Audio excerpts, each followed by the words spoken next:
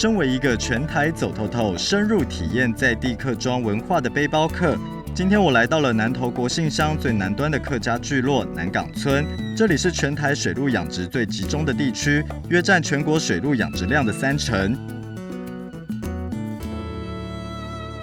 罗大哥，当初为什么你会从事这个养鹿的行业？因为我们已经养了3代了，而且我从小对这个就蛮有兴趣的，所以就会回来接爸爸的位置这样子。那当初家人是从哪里移民过来的客家人？我们是从新竹过来的客家人。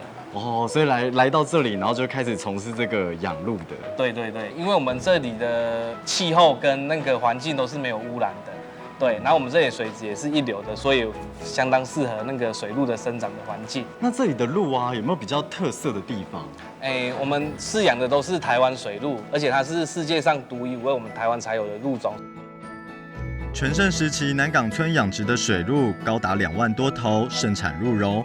当地人口中有近半的人从事相关产业，当地的信仰也和水鹿有很大的关系，每年都会举办鹿神祭的庆典活动。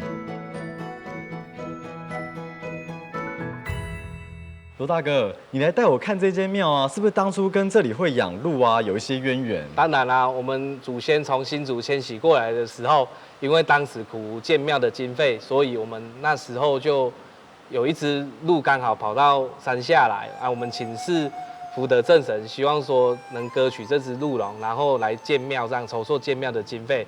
当时也得到福德正神的应许，然后我们就割下鹿茸，建了这个神农庙。那为什么福德正神啊，最后会变成鹿神？我们在921之后，因为我们这里受伤惨重，所以我们请示神农大帝册封那个福德正神为鹿神，希望庇佑我们这里养鹿的人平安顺遂这样子。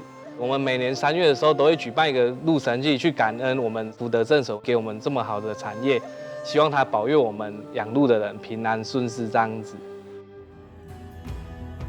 举办鹿神祭是居民对大自然的感念，饮水思源。客家人在此养殖水鹿已经有100年历史。水鹿养殖业不仅是国姓乡的重要产业，也帮助受创严重的南港村居民在震后重建。为了行销客庄，社区推广轻旅行，体验养鹿人家生活，了解水鹿生态及产业文化，认识不同的客庄风貌。